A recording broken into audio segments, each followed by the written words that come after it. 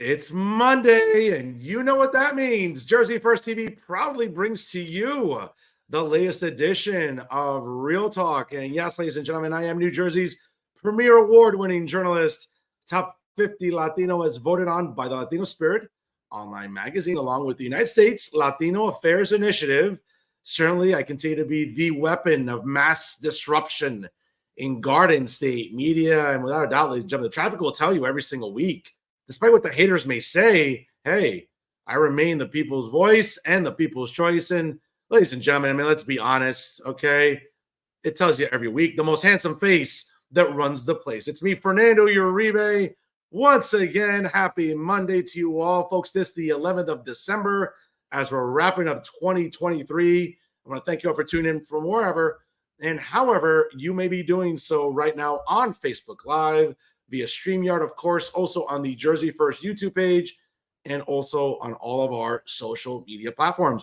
Do not forget to like Real Talk with Fernando Uribe and Jersey First on Facebook. Of course, follow us both on Instagram and Twitter /X, whatever you want to call it.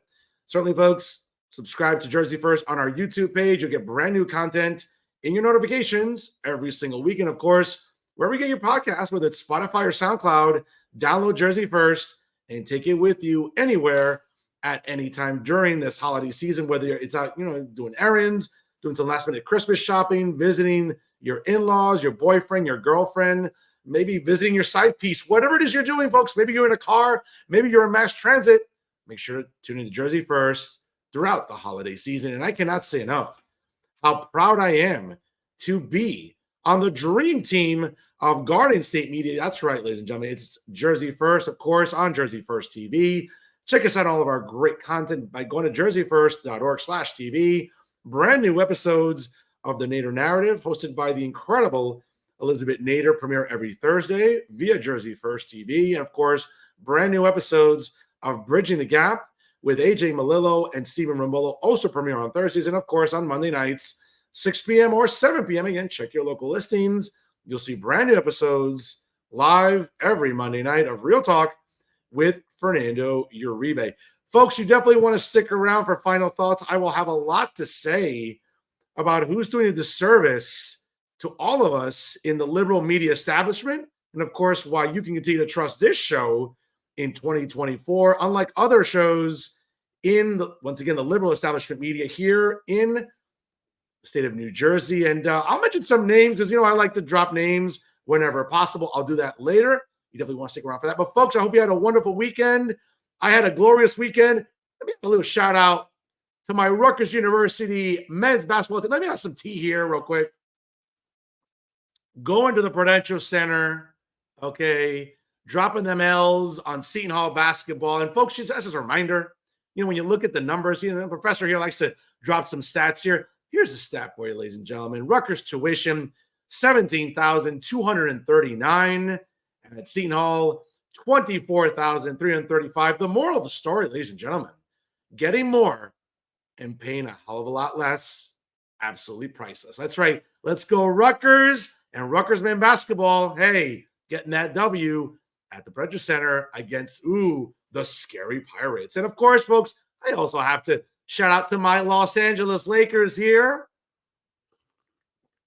Oh, yes, it's nice to have my little Lakers mug here and celebrate the inaugural NBA Cup champions, my Los Angeles Lakers. A little tea here on the show, of course. And last but not least, ladies and gentlemen, cry, Eagles, cry. How about them Cowboys dropping the Eagles? Give them that L. And now in first place in the NFC. Let me drink some tea right here real quick. The taste of victory on a Monday. Cry, Eagles, cry. Yes, folks, a glorious weekend for yours truly here in the Uribe compound. But folks, I spent all year talking to candidates, activists, elected officials. Right? It's not too often I get the, sort of the privilege to talk to journalists here in the Garden State, and actually journalists that I actually like, which there aren't that very many of them in the media establishment here in New Jersey. But tonight's guest is a guy who I have an infinite amount of respect for. He is the host of In the Middle, which broadcasts on Fox Sports Radio in New Jersey. Folks, fellow Rutgers alumnus, the great Joey Bloch, joins us here on Real Talk. Joey, how are you? I'm good, Fernando. How are you? Thank you so much for having me on. By the way, I forgot to say this earlier. I love that tree in the background. Very festive. Thank you so much. And listen, nothing says I'm Hispanic like that very bright lit up tree you just plug into the wall, as they say, right? So happy holidays absolutely. to you, Joey. And Merry Christmas in advance to you and your family. Obviously, happy Hanukkah to everybody watching tonight. And happy Festivus for the rest of us, of course, later in this month. But Joey, good to have you on here. And folks, again, if you do not listen to In the Middle, an outstanding broadcast every single week via Fox Sports Radio in New Jersey, I mean, from Central Jersey, of course, folks, Joey Bloch, you want to definitely catch his show, one of the best in the business, and he's my guest tonight here. It's a privilege to have him on here on Jersey First TV. Joey, obviously a lot to talk about here. Politics never takes a break, even though some journalists do, but not you and I, that's for sure. So let's get to some of the day's news here. Obviously, the biggest story of the day, former state Senate President Steve Sweeney announcing his run for the Democrat primary for governor in 2025. A lot of speculation going back to when he lost back in 2021 to, at the time, the trucker Ed Durr, who is no longer state senator after the debacle that happened a few weeks back in November. We'll talk about that more later. But Steve Sweeney announcing for governor. How do you feel about that? It's a very interesting, the timing of this. First of all, you gave me way too much praise there, Fernando. I am merely the podcast host who just tries to, stay in the middle as much as possible, but you're too kind. I thank you for that praise. But going to your question, Sweeney getting in this race is very fascinating, the timing. We all kind of knew it was going to happen, right? But the timing of it is incredible because we're only in December 2023. And as a lot of the people who are watching this know, we don't have that governor's race till 2025. Right now, we're still talking about that crazy Senate race that's about to go on both sides, which we'll discuss that later in the show. But it's the timing of it that's remarkable here. He's getting in. He's only the second declared candidate, believe it or not, only with Jersey Mayor Steve Fulop, right by you, Fernando, where you are in Union City. So it's fascinating that he got in at this point. Maybe it's a way of getting ahead of Mikey Sherrill, who we all know is kind of looking to run, and the Essex County Democrats are already trying to whip those votes. Josh Gottheimer, he's in the wings too. So we're gonna have to see how this shapes out. But just the announcement video of him talking about, his time in the state Senate, where he brought up his accomplishments of the things that he worked on with Governor Murphy. And interesting enough, he pointed to a lot of those social issues where you didn't really see him as much do that in the past because he was running in what a lot of people consider now a very heavily Republican district, although obviously lacks election cycle. The guy who beat him 2 years ago lost this time around. So it's going to be interesting to see what Sweeney brings to this race and if he can expand that base. And one more point before we move on here is the fact that Sweeney is a South Jersey Democrat. As you know, Fernando, that's not where the heart of the Democratic Party is in New Jersey anymore. No. It's very much in North Jersey and somewhat Central Jersey. So the interesting part of this will be to see if he can secure the votes beyond South Jersey. He can get all those parties' endorsements in Gloucester County, Camden County, and of the like. But when it comes to Hudson County, where you are, Bergen County, how is he going to compete? Somerset County, that's a swing county that's important now. How does he compete there? Can he expand the base? Because if he can't, that's going to be difficult for him to overcome that and ultimately get the nomination. Great analysis, as always. Folks, if you're just joining us live right now, it's 7:10 on the East Coast. My guest this evening, he is the distinguished host of In the Middle on Fox Sports Radio New Jersey. Joey Bloch joins us here on Real Talk. Joe, certainly something you brought up, which I thought was very interesting, is, again, the timing. Steve Fulop was the first declared Democrat to announce. I mean, there's rumors that he already had this in mind going back to last year. And he is really ahead in the fundraising race, which is going to be key for Democrats. Obviously, I think he's more than $2 million ahead of anybody else.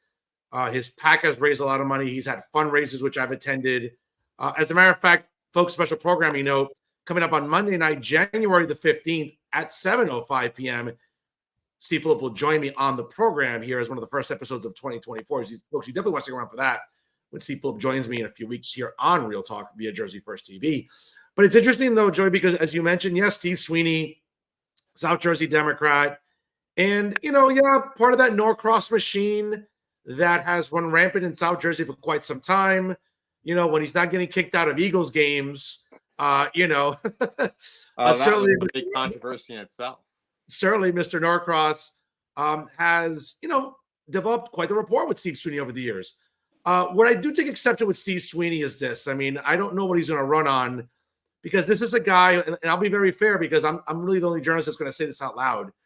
Steve Sweeney was one of those guys in Trenton in the legislature that enabled Governor Murphy during COVID, during a lot of the draconian measures that Phil Murphy, the emperor, imposed on New Jersey, which we all know now contribute to killing people. I'll say that. Maybe other people won't, but I'll say it, which contribute to killing people. And Steve Sweeney and Craig Coughlin said idly by, rubber stamped everything for Phil Murphy during COVID, keeping schools closed a lot longer than they should have, which, as we're learning now, learning loss is a serious problem for our kids in our public schools, shut down small businesses, killed parts of the economy in New Jersey. So while he has experience, again, being a Senate president, I think if anyone's worth their salt, though, Joey, someone's going to go after him and say, hey, you were part of, again, Governor Murphy's got a year and a half left, thank the Lord, in his term.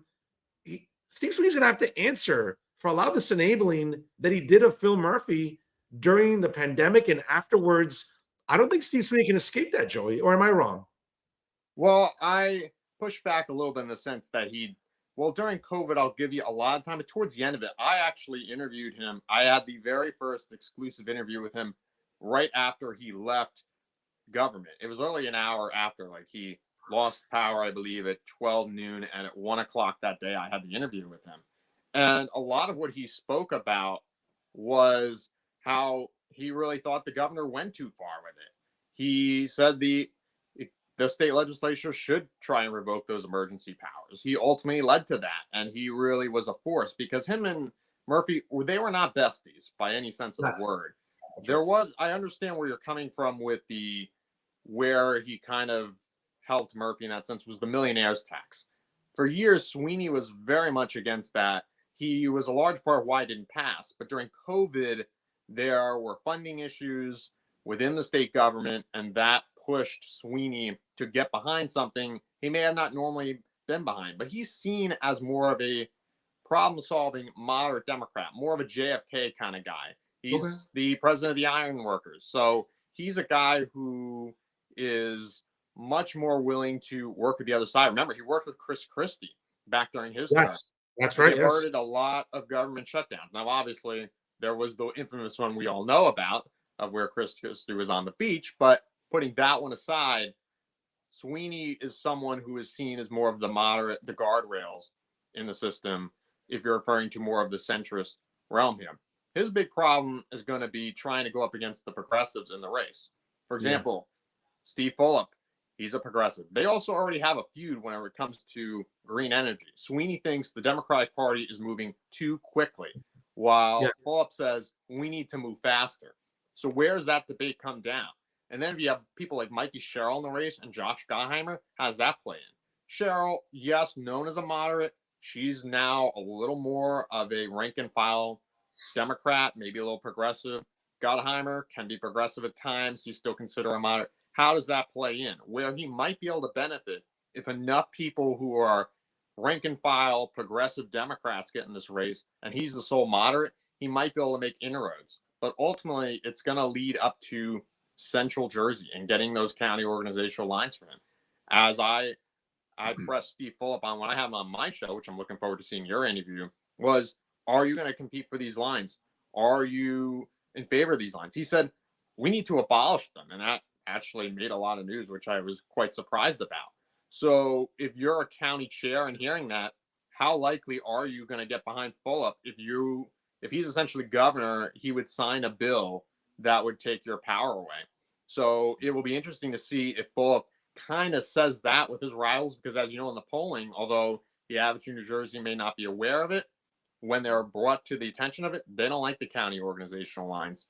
So it's going to be interesting to see those comparisons and how Steve Sweeney deals with that, especially like you said, touting his accomplishments. He's talking about affordability right now. But, the other people could say, well, you were in the state Senate for all this time. Why is retiring the state of New Jersey very difficult? Why have you not done anything on that? It's going to be Yeah. an interesting race, to say the least. Yeah, actually, you know what? That last point, I think that's perfect, because part of the reason that New Jersey's become unaffordable is during his time as Senate president, again, enabling these budgets. I mean, Joey, let's be fair. The state budget has gotten fatter than the latest Victoria's Secret models going out there, modeling lingerie. I mean, let's be honest. So I think, to your point, listen, he has accomplishments he can hang his hat on. But to your point about getting the county line and endorsements, listen, State Chairman Leroy Jones doesn't have a dog in the fight just yet. But sources tell me that, without a doubt, I mean, he very much would like to see. Again, she's an Essex County girl. She's in that district there, in that county. Leroy Jones, I think, is waiting to see what Mikey Sherrill does. Certainly Josh Gottheimer. Two Democrats that I think that are not like crazy left and not all these woke progressives and all that subscribe to all that nonsense. But it's going to be interesting because, again, they both have House races to run for re-election in next year. And, should they win, pretty much they're going to have to declare the very next day, which only gives them about 5 months until the primary. So it might be kind of cutting it close for fundraising purposes in terms of where they stand. And certainly, again, someone like Philip, who's got a considerable head start on everybody with well over $2 million in pocket. We'll see what Steve Sweeney can raise in the sense of, yes, Norcross can help him raise money and all that, but is he getting in a little too early? Probably not. Again, for fundraising purposes, definitely something to keep an eye out for. Joey, also in other news, in the last couple of weeks, obviously it's created rumblings up here by me in Hudson County. Democrat primary candidate for governor, Steve Fulop, the mayor of Jersey City, I guess just said, hey, what the F? I'm just going to speak my mind. And he went after U.S. Representative Rob Menendez, who's my representative in the House up here in the 8th Congressional District. And it was a pretty feisty exchange on Twitter. It's like, wait a minute, do I have enough popcorn here in the House to put in the microwave and heat up? Because, man, it's to use a sports analogy, man, it got very, very chippy very quickly last week. Joe, your thoughts? Yeah, this is a very interesting dynamic we have going on here, because in case you're just watching for the first time, you don't really know the idiosyncrasies of Hudson County politics. These guys do not like each other. Yeah. Fulop is very much anti-Menendez. I had him on the show. I even asked him, hey, if he was the nominee, would you endorse him? He kind of was like, well, I'm not voting for a Republican. At the same time, I don't think he's qualified. I have personal reasons why I don't like the guy. I've not liked him for years. I think he's corrupt. I don't want to go for him. And it's very interesting now that is translating to the son, Robert Menendez. Menendez for short, because there's Bob and there's Rob. Try to keep up if you can. And now you're seeing this energy in Hudson County in that 8th district where he may not actually win his primary, Rob Menendez, which is quite untenable if you went back last year where the governor got behind him, Cory Booker got behind him, instant support, and his primary opponents at the time said, wait, hold on here. The primary hasn't even started and it's over. So now we're going to the point where you're hearing the Hoboken mayor might be getting into this thing. You have Kyle Jacey, who's the son of an assemblywoman. So Joey, I hate to cut you off. I mean, I'll let you finish though, but I can tell you wholeheartedly that aside from getting the county line, which he got last week, I can tell you wholeheartedly, up here in Hudson County, I hear all the whispers. Hoboken Mayor Ravi Bala doesn't have a chance in hell. He can raise some money, but if you know anything about Ravi Bala, I mean, the guy, I call him a clown all the time, as well as his entourage. What he's done in Hoboken, he's run Hoboken into the ground. I don't see him having a leg to stand on politically against Rob. And I like Rob personally. I mean, he's a friend of mine. He's been on the show. Again, it'll come down to fundraising, but to your point before about the county line, that line's already been established for Rob. They came, the county Democratic organization came out in support of Rob. The only mayors that didn't support him were Stephen Fulop and Ravi Bala, coincidentally. So that's something to keep an eye out for. But I don't see Ravi Bala being a threat at all. But continue. I'm sorry. Right. Well, I understand the whole line thing, but there is grassroots and the progressive activists. You're seeing this in the Senate race right Yeah, now, where yeah, yeah. Tammy Murphy is going around getting all these endorsements, and the criticism's like, hey, what's the qualification other than being the governor's wife? Now, you could argue she's obviously done a lot in maternal health and that she has her own name to bear there, and she's worked at Goldman Sachs and has her own line of experience. But people are saying, why don't we have a choice? Remember, there was one progressive activist group who was fighting about this when she hadn't even gotten the race yet, but they endorsed Andy Kim. And there's a lot of progressives who think Congressman Andy Kim that it's his time to shine. And you're seeing that kind of debate now where is it grassroots that's going to get over the finish line or is it county organizational line? Now, as we've seen the state, county organizational line usually does it. But let's say Bob Menendez gets convicted. Well, let's say more comes out about him. Let's say somehow Rob Menendez is somehow involved in that. How does that impact them at home? What are the voters thinking about? Yes, they can typically generate a large Hispanic turnout in places like Union City, where you are. They have a loyal following and support base in Hudson County, but does it erode? Maybe it's not. Maybe it's not the mayor of Hoboken. Maybe it's not Kyle J.C. You have to wonder why is this even a question? Because for Rob Menendez in a district that is solidly blue, he shouldn't even have to be considering his reelection at all. It should just be almost immediate. Like if you look at people in red districts like Chris Smith, yeah, there's some opposition there, but for the most part, you kind of know Chris Smith is going to win his primary. So it's a lot to watch. Maybe Rob Menendez, he survives, but also what your rumblings you're probably hearing about is that Rob Menendez might not endorse his father in this race. He might come out for Tammy Murphy. That if Bob Menendez is looking to get in this race, that is going to be incredibly uncomfortable in that Senate race, and then at that family dinner table on Christmas. Well, I mean, I'll say this. I mean, obviously, the whispers have been for some months now that certainly the HCDO, the Hudson County Democratic Organization, would endorse Rob. Subsequently, as they would also endorse Tammy Murphy, and then subsequently, by Tammy getting the county line in Hudson County, which again is a pretty good plurality of votes, the most densely populated county in the state. I mean, you could easily listen. I don't think Tammy Murphy's qualified, and if you listen to some activists recently talk about Tammy Murphy, I mean, I think Joey, this narrative that she's a champion for women, well, go ask Julie Rodzinski about that. Go ask Katie Brennan about that. I think I find it funny that Democrats, the far left progressive Democrats who are always, bitching and moaning about identity politics and they're the champions of women. That's just not true. When you endorse someone like Tammy Murphy, whose husband, let's be honest, silenced women with NDAs and everything else, and that's coming out. It's not. I'm not making this up. You can you can Google it. It's public record. You have activists like Julie Rodzinski, Katie Brennan, and other women that have been silenced by the governor. So, Tammy Murphy has sat idly by watching her husband do this to women.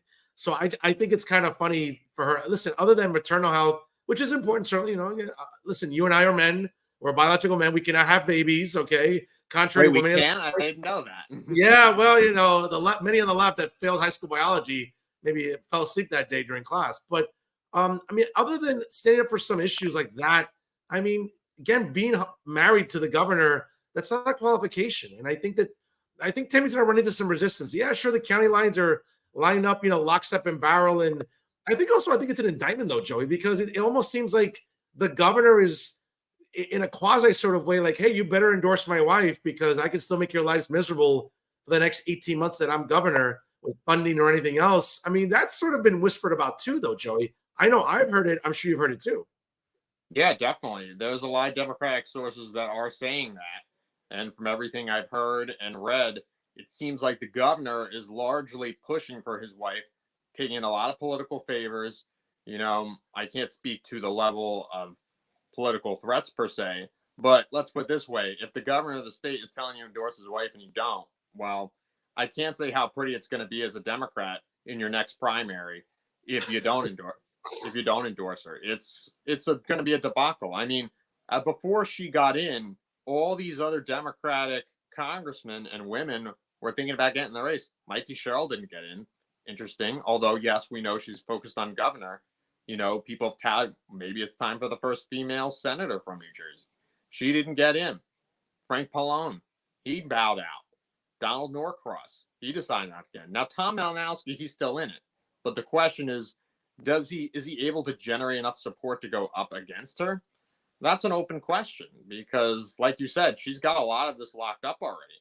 But there are some people, specifically in the Black community, who are not ready to give their endorsement to her yet. So is that an open spot for Malinowski to get in? Because Malinowski is a congressman from the swing district, the 7th district. He lost last year to Tom Kean Jr. in a tightly held race. People thought maybe he'd run for re-election there. He didn't. So it's going to be interesting to see how this Democratic primary shakes up. And then on the Republican side, that's a whole other story there. But it remains to see whether Tammy Murphy can get those grassroots support, and if that's enough to where if the grassroots don't like her, can Andy Kim galvanize that support enough to overcome anything that Tammy Murphy's going? Because he's kind of got some South Jersey credentials, but then when it comes to North Jersey, she's got a lot of that locked up already, as you know, because she's a favorite in that race. But a governor's spouse running is not something entirely unusual. We saw it back in George Wallace going back there in the 1960s. His wife ran and won. Well, listen, and one of the things that really bothers me, though, Joey, again, as a history fan, as a history instructor, too, I mean, didn't we fight a war 247 years ago? Didn't we spill blood? Didn't we lose lives to fight back against the monarchy and to be rid of the monarchy? And now 247 years later, Joey, we're living in a monarchy in New Jersey. What's going on here? I think George Washington's rolling around in his grave saying, what the hell's going on? Well, let me ask you a scenario because it's funny. Normally I don't listen to this radio program, but I was listening to it yesterday on 77 WABC. It was Roger Stone had a show on, and he was talking about people who could potentially run for governor of Florida at some point. And I know you're a DeSantis supporter, so that's why I'm bringing this up. He brought up the possibility of Casey DeSantis running eventually after Ron DeSantis left. And him and the guest he had on, which I don't recall at the moment who it was, they actually liked the idea of that. I'd have to flip-flop the scenario there. Would you approve of Casey DeSantis running, or would you want someone more experienced, like maybe a Byron Donalds or maybe a Matt Gaetz? I would prefer someone more experienced. I mean, I think this sort of borderline oligarchy that we're seeing on both party sides, I think it's bad business. It's just bad politics. It's bad optics. Again, we'll find out. But getting back to real quick, the Menendez and the Rob Menendez, Steve Fulop. I mean, again, we're going back some years to where, Steve Fulop challenged Bob Menendez when he was in the House some many moons ago. And listen, being Cuban myself, I mean, we hold grudges, dude. We hold grudges. So we know that Bob Menendez didn't forget that. And while Steve, kind of went through the motions of becoming a councilman in downtown Jersey City, then he ran for mayor, ran unsuccessfully for governor in 2017 or dropped out, whatever. The point is that, I mean, there's some heat in that family, in the Menendez family and Stephen Fulop.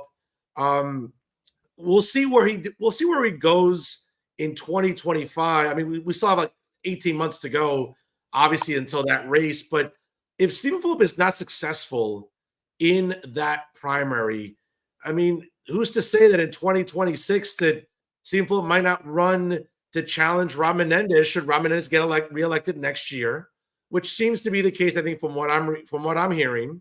Don't be surprised if Steve doesn't win the gubernatorial primary, he could be challenging Rob Menendez in 2026, and the drama could continue. So it's definitely a story to keep an eye out for sure. Folks, it's 7:28 here on the East Coast. If you're just joining us live, hey, click that share button because sharing is caring here. As my guest tonight is the host of In the Middle on Fox Sports Radio New Jersey. Folks, the great Joey Bloch joins us here on Real Talk. Joey, obviously, let's get to some of the big political news of 2023. I'll go first with something that really pissed me off. I had the good fortune of being on your show the week after the debacle that was known as Election Day 2023.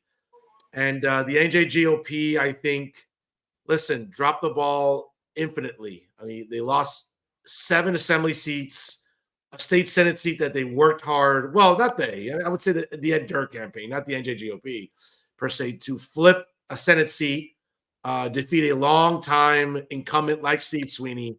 And sure enough, it just seems like, yeah, at the local level up here by me in northern Jersey, a lot of council races, a lot of Board of Ed races, some mayoral seats. Yeah, they went red, and that's great.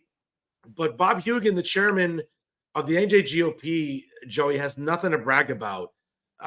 They went with the social issues, which in some parts of New Jersey won, but not the case. Democrats were scared all summer and fall about what was going to happen on election day. And Democrats get vote by mail right. They push early voting, which they get right. And they just, for whatever reason, their messaging resonated. And you saw it in Vin Gopal's race. You saw it in Zwicker's race. It's amazing to me how Republicans have the wind to their back with some momentum, and they completely defecated the bed on election day, Joey. It's a very interesting analysis for sure. And at the time, we were only looking at 5 assembly seats that the Democrats ended up gaining. It ended up being 6 by the time all was said and done because of that 8th district seat that ended up going Democrat by a narrow amount of votes. This certainly was an oversight on the Republicans' part for many reasons. For one, like you mentioned, vote by mail, early voting. That was a lot of the conversation that we spoke about when we were doing our post synopsis with David Wildstein, is that essentially the GOP really hasn't changed much from 2022 and 2020, where the message of the day was you got to do more vote by mail and you got to do more early voting. That did not change. Now, in 2022, you could probably say, okay, maybe abortion killed them. But what do you say in 2023? I mean, what's the answer? Now, you know, some of these races, abortion was a big part of it. But in terms of the New Jersey races, where abortion is state law, there are no restrictions of it. There's not really much. Although, and funny enough, Steve Sweeney mentioned this in his announcement ad today, the constitutional amendment for abortion. They're trying to push that as part of a state constitutional amendment. That's one of their campaign promises. But there's that aside. And also just the overall sense of the issues, right? Because it seemed like in the summer, the Republicans had the momentum. They had the gender notification policy. They had the offshore windmills. They had all these things that seemed to be going their way. But it just seemed like the momentum kind of faded as you went into the fall. You just didn't feel that same intensity. They were outspent by Democrats 2-1, sometimes 3-1 in their places. And also coalition building. That's something a lot of people are talking about. Let's look at Avi Schnall. I interviewed him last week because I was so fascinated by this race. I had to talk to the guy. He is South Jersey, Ocean County, Lakewood. What is down there? That is a very conservative, Orthodox Jewish population. They typically vote Republican. They can be swayed. They have not had a Democratic state legislator in over 30 years. But then Avi Schnall came along. He was a Orthodox Jewish rabbi. He was previously a registered Republican, but they came together and said, hey, why don't we try and get someone of our own community in the majority party so then we have a say at the table instead of being in the minority party. So they ended up ousting Ned Thompson because they were able to galvanize Orthodox Jewish support in Lakewood and also in the surrounding areas of Wall and Howell to galvanize it. So it's finding candidates that are speaking to people that maybe are, you know, people over politics. And that's kind of what I found with the mayors who did win, who were Republican. I had Brian Gallagher on the show, mayor of Somerville, or soon to be. He was a former mayor.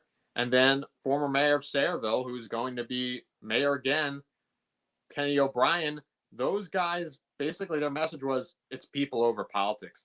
And I'm wondering whether the GOP has to go that direction in states and areas that aren't really in their favor. It was definitely an interesting election cycle. We're going to have to see how this goes into next year. No, absolutely. And again, I think you hit it on the head when it came to messaging. And one of the things I'll sort of, piggyback on something you mentioned about abortion. Joey, I'm so sick and tired about hearing how abortion's been weaponized the last couple of cycles where, again, and I say this all the time and it gets me in trouble because it makes me sound like a misogynist. It's not. If you're a woman who gets knocked up tomorrow, You have no shortage of options in New Jersey to terminate a pregnancy. Okay. Planned Parenthood in New Jersey gets subsidized with New Jersey tax dollars. Okay. There are plenty of clinics that if you want to terminate your pregnancy up until pretty late in your pregnancy, ladies, you can do so.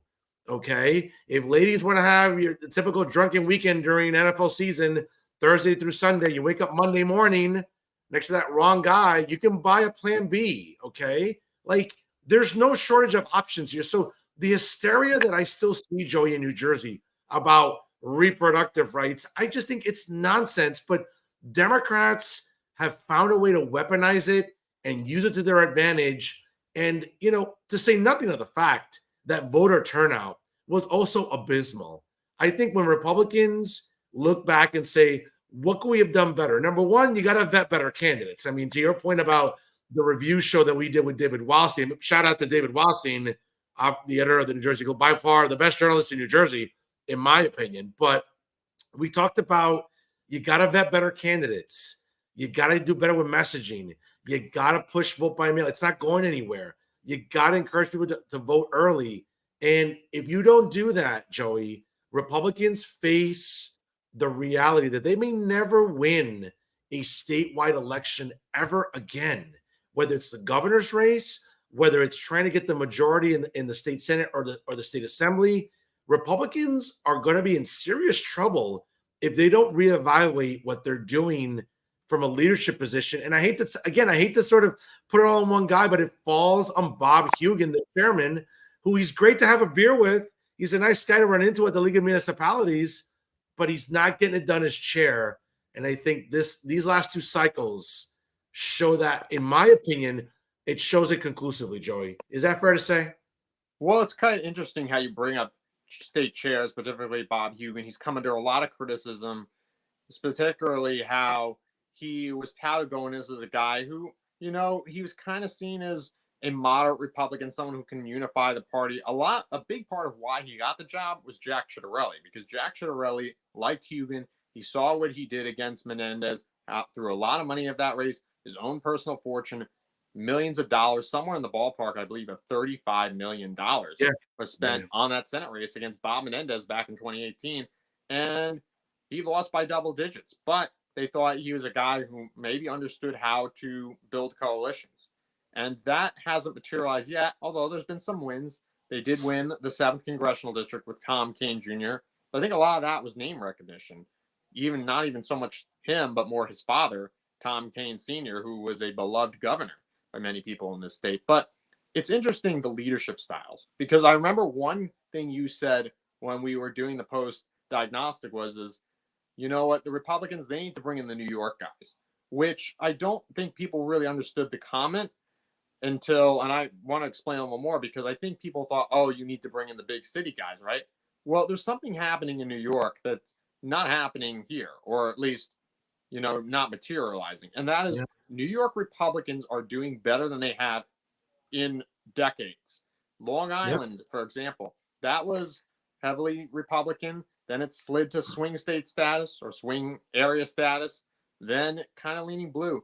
It's going red. Like almost every major political local county office on Long Island is held by Republicans now. And that's over the last three election cycles. You saw 2021, they did well. 2022, they had a lot of congressional seats they picked up on Long Island. 2023, local offices, again, when the national Democrats didn't do as well, they did well there. Upstate, becoming a little more redder. Even in the city, the Bronx, they won pretty well there. They got themselves a Republican councilwoman. So people know how to do this in the state of New York without question. They seem to be able to figure out how to do it. You had Mike Lawler, guy in Westchester County. That was traditionally Republican and has now, it was more of a swing area. And now it's maybe trending back in the direction. There's this whole thing about the George Santos race where people are concerned, oh, well, this is a dead race. I don't know if we can win it there. But there's a lot of people on the Republican side. Wait, hold on here. This race, regardless of whether Santos is in or not, Republicans did pretty well. We know how to mobilize our voters. It's mail-in voting. It's vote by mail. And last point, Fernando, before I throw the floor back to you, is that they know how to do this. And in California, they know how to do it too, because there was a lot of vote by mail and early voting that they, between those two states, Republicans got the House. And without it, who knows if they'd be in power.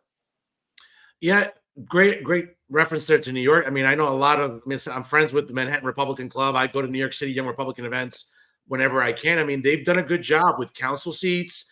To your point about legislative districts in upstate New York, certainly, again, those congressional races. I mean, they won races in 2022 where it was supposed to be this red tsunami, and it wasn't. But again, a lot of those districts contribute to the majority the Republicans have in the House presently. And, you know, I said that because I think it's time to spice it up a little bit. We keep having the same operatives within the NJGOP that are not winning races. And again, no slight against Chris Russell and other people. Again, they're nice guys and nice women that work in these campaigns. Again, I've had them on the show. I'm not making this personal, but we need to either bring in new blood from either Washington or New York in areas where the RNC or Republican organizations can get some results here. That's not happening. And again, which brings us to 2024, whether it's the Senate seat that is going to be up for grabs. I'm sure it's going to get a lot of national attention. On the Republican side, for example, Jack Chiarelli's ex-wife is one, apparently he's going to be announcing soon, if not already, one of the Republican candidates in that primary. Alex Zidane, great journalist who I think was unfairly canned from News 12 New Jersey. I get it, budget cuts, but, you know, Alex is one of those really strong journalists that, you know, held the powerful accountable in New Jersey, asked the tough questions. I think he'd be a great nominee for a conservative like myself. I mean, we know that Jeff Van Drew has declined to run. He's chosen to become former President Trump's New Jersey delegation chair for the 2024 race. So I think that Senate seat's going to be up for grabs. I think it's going to be very interesting. And I think to your point before about Tom Kean, I mean, Sue Altman, who I like personally, has a lot to answer for. I mean, she has a record, within activism and in the nonprofit sector, being the former executive director of the New Jersey Working Families Party Alliance, where, you know, some social media is going to come back to haunt her. Okay, defunding the police, taking far left positions. And I get that Tom Kean's not the most energetic or, you know, flashiest candidate out there next year, but Tom's going to have to work hard in a district that, after redistricting, benefited him, and he still barely won that race. So I think he's going to have to roll up his sleeves, though, in 2024, for example, in CD7, and get to work, because Sue Altman's raising money. She's making some noise. I think at some point, again, she's going to have to be held accountable for some of her social media posts. And again, the company she keeps politically doesn't help her either. And we'll see. But I think CD7 in 2024 is a race to watch also, Joey. Oh, definitely. That is going to be the go-to watch congressional race in New Jersey. Because as you know, the way the map is constructed now for congressional races in New Jersey, next 10 years, not really going to be anything too exciting on the map. You're not going to have, you know, Van Drew set, Chris Smith, the two Republicans who are in safe red districts, Mikey Sherrill, Josh Gottheimer, Rob Menendez. Those people they're in very, very safe areas. Even Andy Kim, if he decided to run again for Congress, he would have been in a safe area too. There's not much competitive races in New Jersey other than that 7th congressional district. Because let's be honest, Tom Kean, you and I, Fernando, have tried to reach out to him several times. I've tried to have him on the show, and quite frankly, I have not heard a single response from the guy, which it's not I just want to ask him fair questions as a journalist. It's not because I'm a critic or I'm a supporter. It's more of just, we want to hear from him. The only interview he seems to be able to get is on Fox News or with David Wildstein, which God bless both for being able to get him on, because we haven't been able to. And we'd love that. And we're still trying, obviously. But that's his big problem, is not being out there. And he's seen as kind of the robot here, just the random Republican. I'm just going to put the vote in and be done with it, even if it's a different story, because he has the family legacy. He's got his father's great reputation to run on. But how long does that last? In 2024, presidential year, if this district goes for Trump, possible, then he might survive. 2026, maybe different story. You do have Sue Altman. I interviewed Sue Altman. Yes, she is more progressive, and I kind of I kind of hinted at that, the fact that there's other Democrats in the race who probably normally wouldn't have been there if the Democratic establishment was happy with her. And she basically, well, I got more work to do, even though she's clashed with the Camden GOP, the George Norcross of the world, the people, the big power heavyweights of the party. She's got a lot to talk about, but she seems to be the most positioned now. But you got Jason Plasakis, who is a former national security advisor. I interviewed him. He talked a lot about his platform. He has more of a national security sense, more of a security mom, Bush era type of thing. And then you have Greg Barton, who's from Summit, who just jumped in, who would ideally seem more like he's a young guy in his early 30s. He'd seem more like the Democratic choice, but now he's got a fundraise. And we'll find out in the FEC filings whether he ultimately is able to compete with Sue Altman. And also, you have the county conventions coming up. He's a Union County guy. He might be able to get it there, but it's going to be interesting. And I think it's going to be a close race for no matter who's the nominee on the Democratic side. Oh, absolutely. Another top story, I think, for 2023, really, Joey, I think that's going under the radar. Just within a few weeks, we'll have pretty much the conclusion of the minimum wage hike that was passed in 2018, which, if you remember, then candidate Phil Murphy in the summer of 2017 was saying, hey, if I get elected, as he promised the world, everybody, he promised to raise the minimum wage. And if you remember, he took office in January of 2018. That didn't get passed until December 2018 during the lame duck session of the legislature. We saw some increments, and finally, coming up in just 3 weeks, right on January 1st, will be the conclusion of that $15 minimum wage that New Jerseyans, I guess, were fighting for, progressive groups and everything else. But again, it still doesn't address the problem, though. New Jersey's still immensely unaffordable, Joey. You could raise it to $20, which I'm sure the governor might try to before his term ends. Who knows? The emperor, he's thought of worse, obviously. But I think that went under the radar in the sense of that's coming to full fruition now since it got passed 4 years ago. It's interesting. You kind of saw it in the beginning of the legislative campaign where Democrats kind of ran out, and towards the end, it kind of got forgotten. It's the question of whether people just assume it's inevitable and it's not even worth running on anymore, or maybe they're scared now. You have inflation.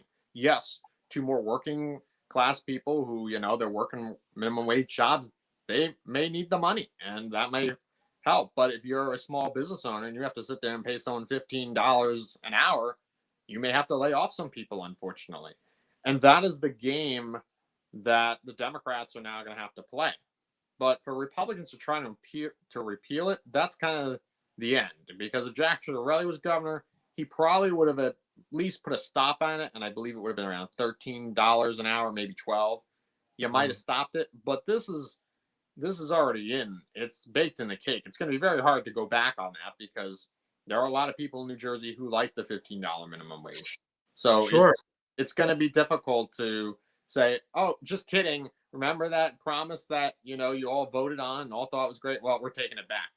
It's not going to happen. If you're someone who doesn't like it, well, unfortunately, it's probably going to stay. Even if you got a Republican legislature in and a Republican governor, the political upheaval to try and repeal that, it would be difficult. But who knows? If inflation, the economy gets worse and, business owners become more of a central focus, maybe that will change. Maybe if it's more wealthier Americans who are more annoyed that they have to have people pay more to do the same job that they were doing previously and not much different, who knows? That will be left up to New Jersey voting.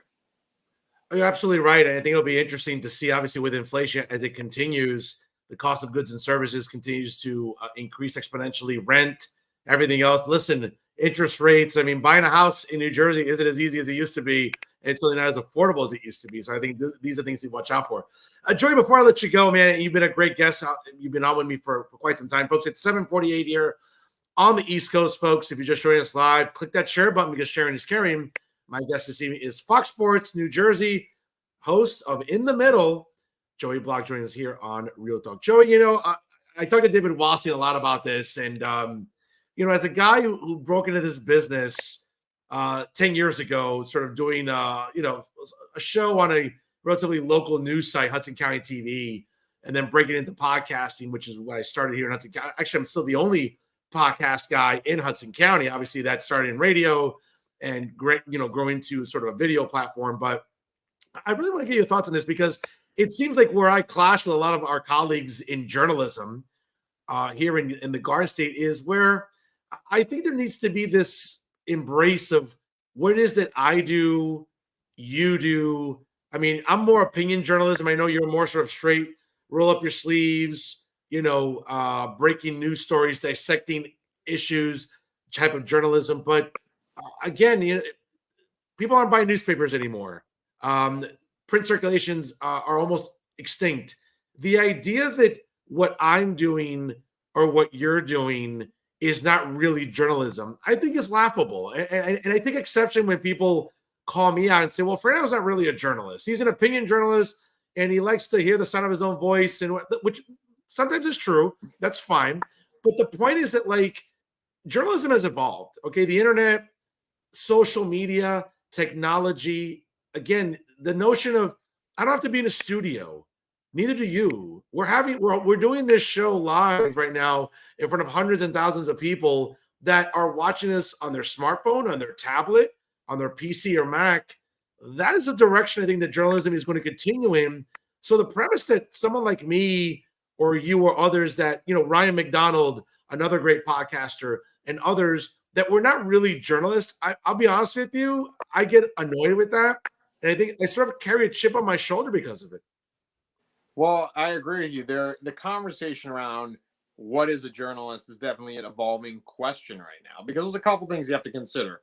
One, the mode of relaying the information, because up until very recently, actually, around COVID, podcasts were kind of considered the amateur hour, unfortunately. And even though I do one all the time, I don't consider it amateur hour. I don't consider what you're doing amateur hour, but that's the way it's been seen. Because up till really 10 years ago, podcasts weren't really a thing. They were kind of an amateur thing. The teenagers doing it in the basement, putting together some low budget thing. And people thought, well, this is kind of lazy. People would almost look at it. But now COVID changed the game on that, because people like more that raw, real person feel, especially as you mentioned, a lot of people are unhappy on both sides with the journalism that's out there, because it's feels like one-sided and it's being shoved down your throat, whether it's people on the right, people on the left, whether it's network news, whether it's newspapers. It feels like everybody has a slant. And if your opinion isn't out there, and in America now more than ever, there's very diverse opinions that don't fit into a box necessarily, then you may not necessarily feel like you're being represented. In journalism, a lot of it is about representation.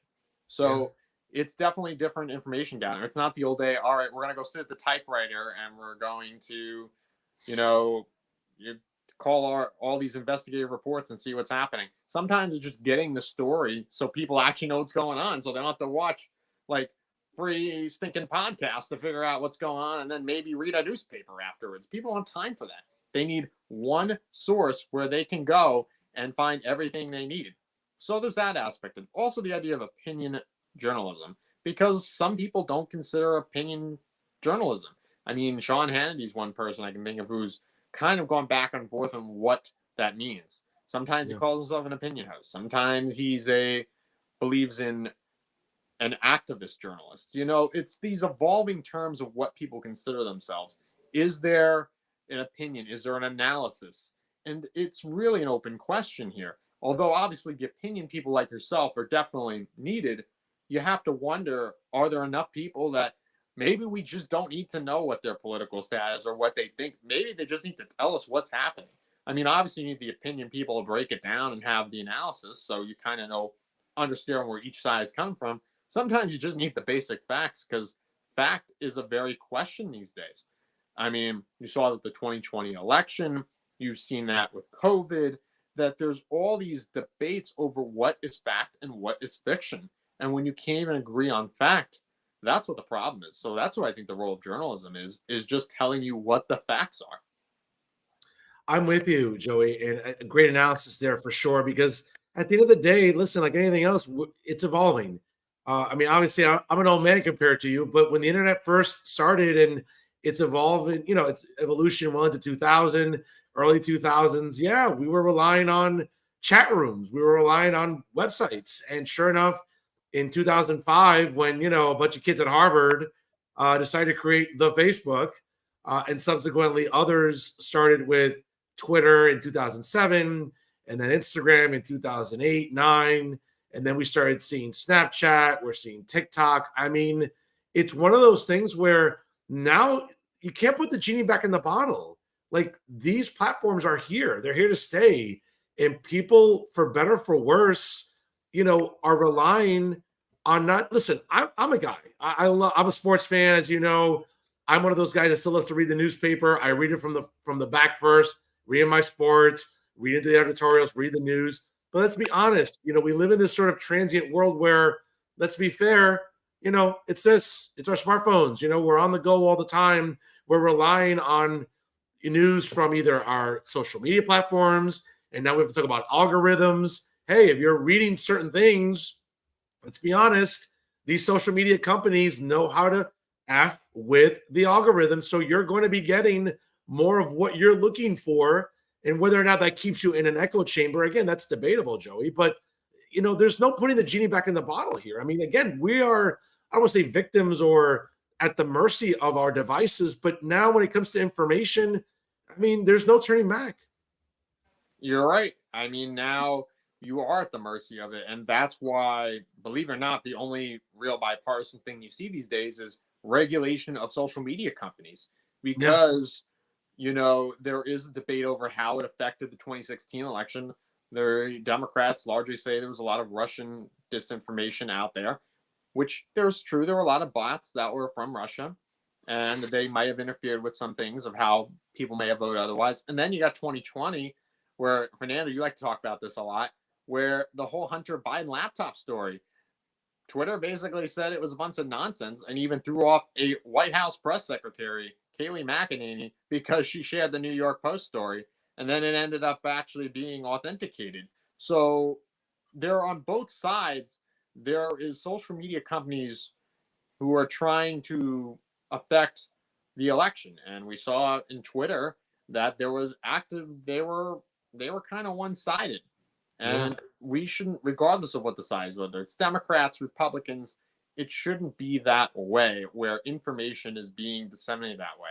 So you're going to hear a lot about social media regulation over the next few years and what it brings, and if they are going to be considered journalistic platforms, or whether the journalists are going to have to, come out of retirement that you see from the old newsrooms and somehow regulate the thing. It's going to be interesting to see how social media influences this election, as well as how it affects journalism going forward. I'm with you, Joey. What should we look out for regarding in the middle in 2024? Keeping the same format, more episodes. What can we look forward to, man? So we're going to be diving into these races that we've been talking about all night.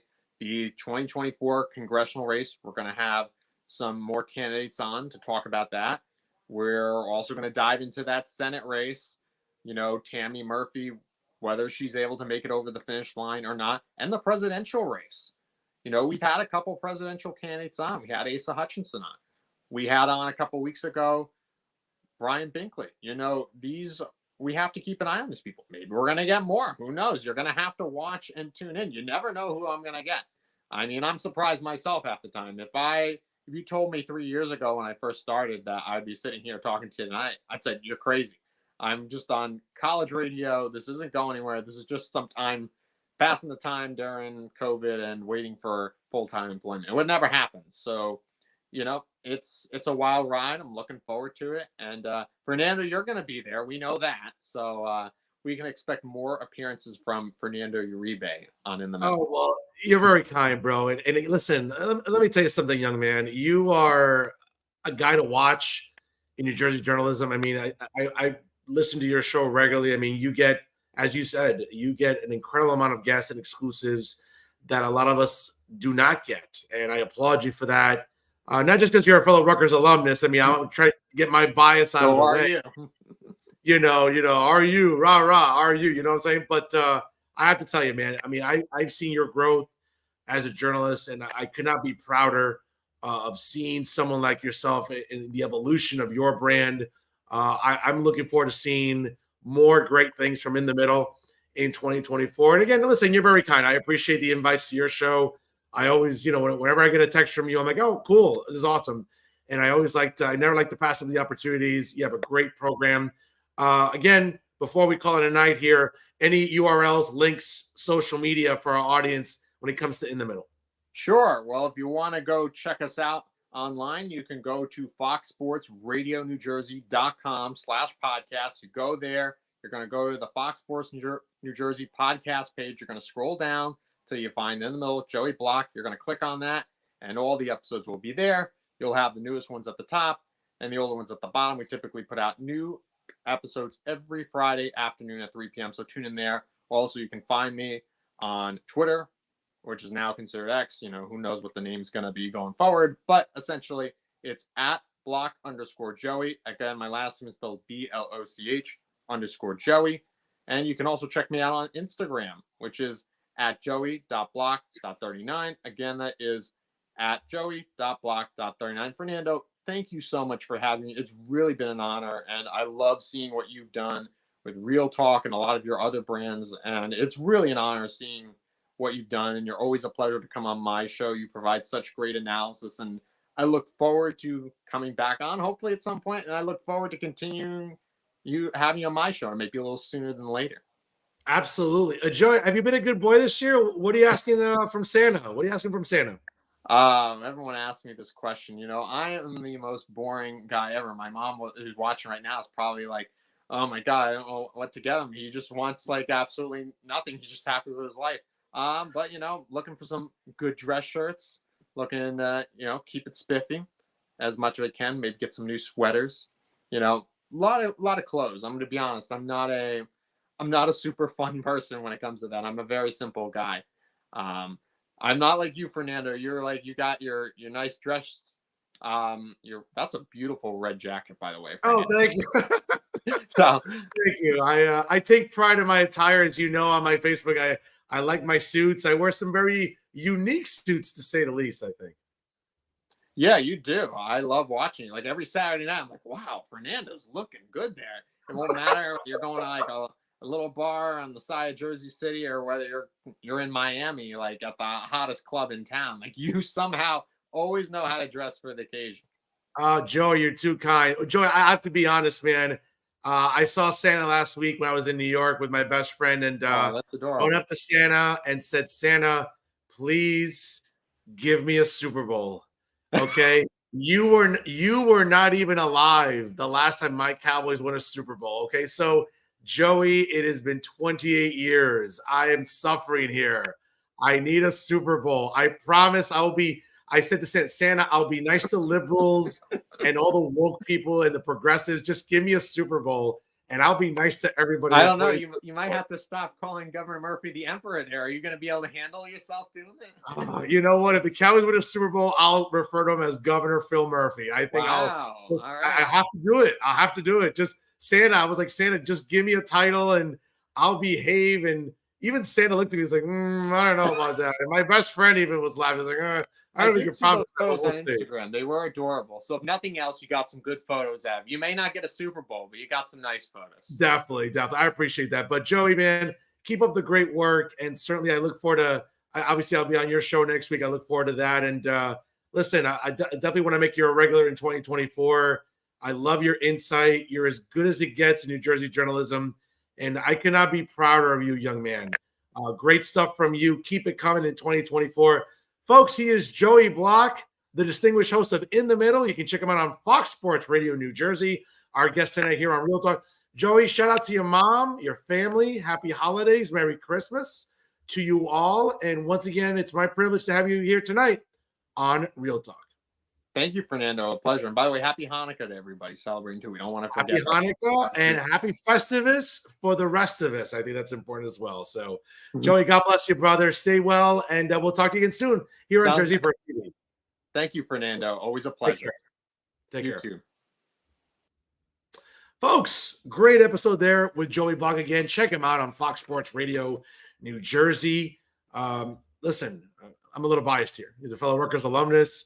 He's a young man with an infinite potential, and I see it just every single week with his program. Check him out, folks. Great guests, exclusives that, let's be honest, you don't really hear anywhere else in New Jersey media. Listen, even I get jealous sometimes because I'm like, man, Joey's knocking out of the ballpark. So good for him.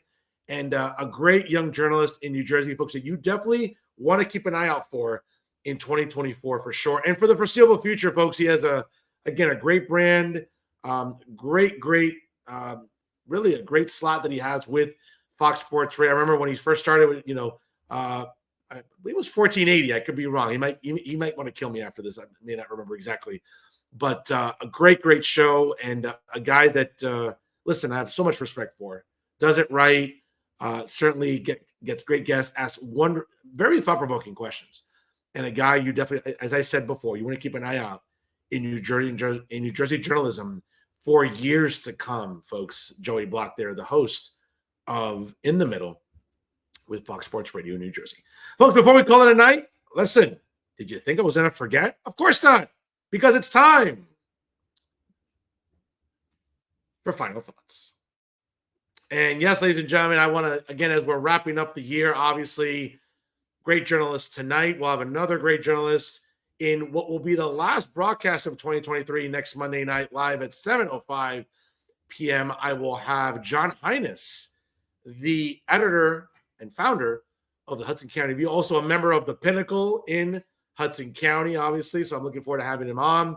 Two great journalists back-to-back to close out 2023 as we enter 2024. But folks, one of the things that I take pride in on this show, and again, I can't thank you all enough. Again, as you can see behind me, the incredible traffic for Real Talk continues. And I cannot say enough about how much of a privilege it is for me to be with Jersey First TV. And I remember speaking with Rosemary Becky, the CEO and president of Jersey First, over the holiday season, right between December 2021 going into January of 2022. I was at a crossroads, certainly, with my media brand. And after speaking with Rosemary Becky, she saw something in me, and I'm forever grateful to her. She's giving me the ability to be creative. She's giving me the freedom to explore and be the best I possibly can. And I think, again, that's a testament to her belief in my abilities. And I cannot be more grateful to Rosemary Becky. And I look forward to seeing her at our Jersey First holiday party this Wednesday. Folks, again, go to jerseyfirst.org for more information. Certainly follow them on Instagram and Twitter. You'll see information about our holiday party. Once you RSVP, you'll be notified of its location. And a great guest we'll have Mary Catherine Ham this Wednesday night as the featured speaker at our holiday party. Again, and for all you fans out there that'll be going to the holiday party for Jersey First TV, hey, come up and say hi. And I certainly appreciate all of your support for Jersey First, and of course for Real Talk with Fernando Uribe throughout this entire year. Folks, as you can see there, the traffic speaks for itself. Tens of thousands of views every single month. All organic, folks. Nothing boosted.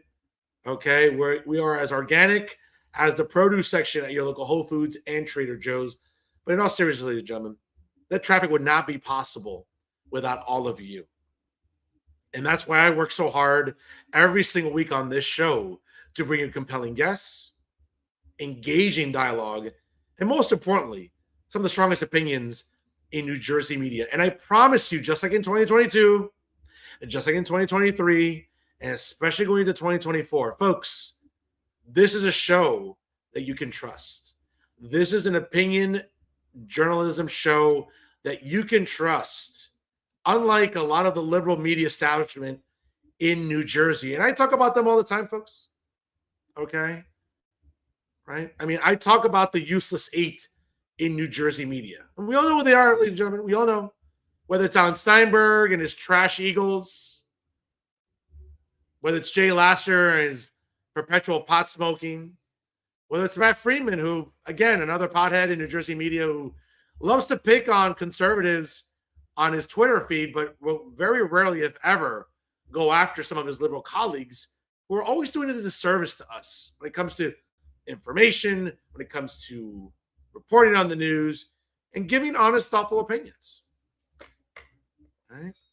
Whether it's Terrence McDonald with the New Jersey Monitor, again, who can't complain enough during Pride Month or the other 11 months of the year, or Tom Moran, who blatantly is just dishonest, or Charles Style, who, I'm surprised he even knows what day it is. Okay. Or David Cruz, right? Who seems to be more concerned about what's being served in the food court at the Gateway Center than actually being a real journalist, than being honest, than being transparent. Or Max Pizarro with Insider NJ, right? With 2024 literally 3 weeks away, it could be possibly one of the most enlightening, entertaining, but folks, it's going to be a very volatile election season. And you would think that in a time frame where inflation is running rampant, interest rates are still suffocating Americans where they cannot buy a home, food prices are still, again, skyrocketing the way that they are, right? We're also seeing the idea that, again, here in New Jersey, a lot of these journalists behind me, well, propagandists, let's be honest, that's what they are. They're not really journalists, they're propagandists. They seem to be more concerned with nonsense like pronouns instead of property taxes. Folks, that's not what we're doing here on this program. That's just not the case. What we're doing on this show each and every week, since it started in February of 2022, under the umbrella of Jersey First TV, is to talk about the issues that matter to you during every election cycle, the issues that matter to people, again, on an everyday basis. Okay, whether it's money that we're sending overseas to Ukraine unnecessarily, or spending recklessly here in the States, or focusing on woke nonsense that doesn't matter.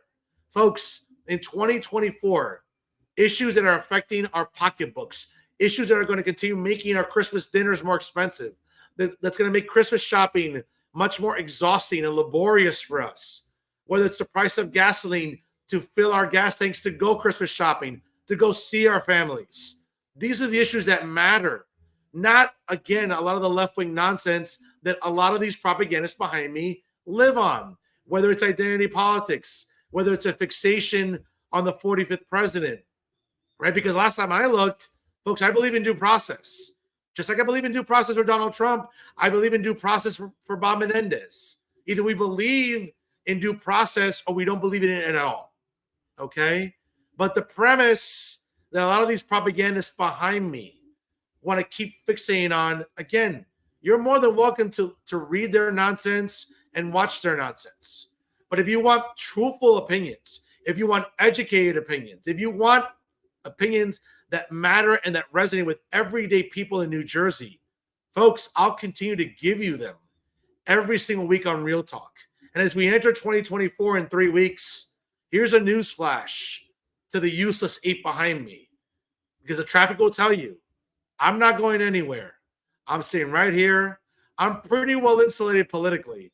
So I'm going to continue saying what I want, when I want. And here's the thing, folks. Here's a lot of the good things that I am really exceptional at. I'm exceptional in education. I'm exceptional in academia. I'm exceptional at philanthropy. And I'm certainly exceptional in journalism. But one thing, folks, and being Cuban, I think you can appreciate this. And I'll say it in Spanish because I know that Uncle Dave, David Cruz, will have to use Google Translate to translate for it, because he obviously doesn't know Spanish, right? But one thing I am exceptional at is barking back at people that bark at me. And one thing I'm very, very good at, okay, is if you want to call me the king of chumeria, folks, I can bring it, okay? I can take the shots, but I can also give the shots. And while some of these propagandists back there think they drop bombs, here's a news flash for the useless eight. I drop nukes all day, every day. And I'll continue dropping nukes on this program because I can and I will. And for all of you out there that continue to believe in this program, I say thank you. For all of you, family, friends, colleagues, classmates, whether it's from high school to undergrad at Rutgers to graduate school at Rutgers, hey, you support me, and I love you all. And for all the haters, especially these, because you know that they're watching, because you know they tune in. Maybe not Alan Steinberg. It's like 8 o'clock. It's way past Alan Steinberg's bedtime, right? Okay. Or whether it's Jay Lasser, who actually he's not watching live because he's too busy smoking weed, just like Matt Freeman is, right? Or others, okay, on the list behind me. Folks, you'll continue to get honest journalism on this show. I can't say that for the propagandists behind me with the useless 8, but on this program, folks, I'll continue telling you the truth, even when it's uncomfortable, even when maybe it doesn't sit well with you.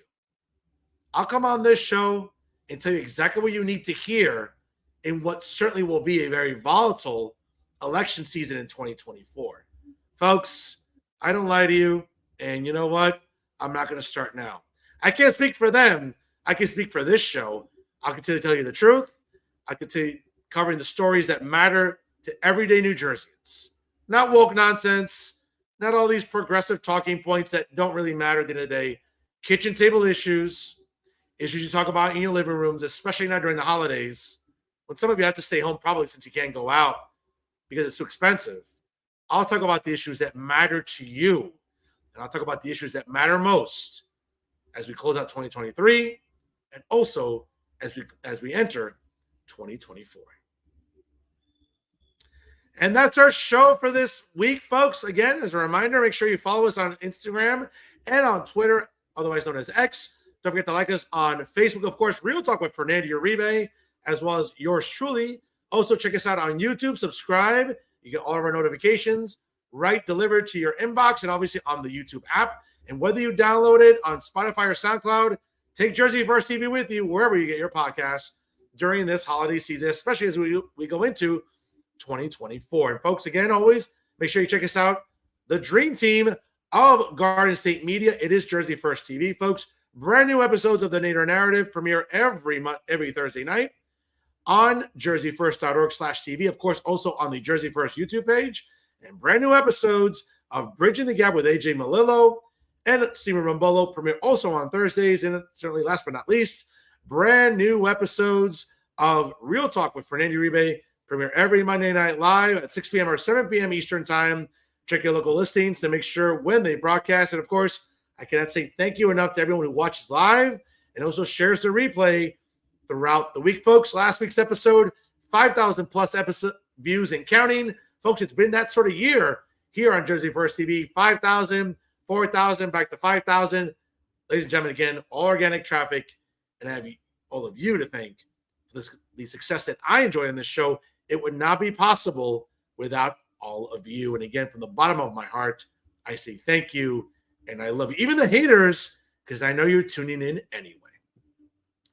And always remember, folks, if it's unbiased, unfiltered, and unafraid, it's always Real Talk right here with Jersey First TV. I am New Jersey's premier award-winning journalist, Top 50 Latino, as voted on by the Latino Spirit online magazine, of course, also via the United States Latino Affairs Initiative.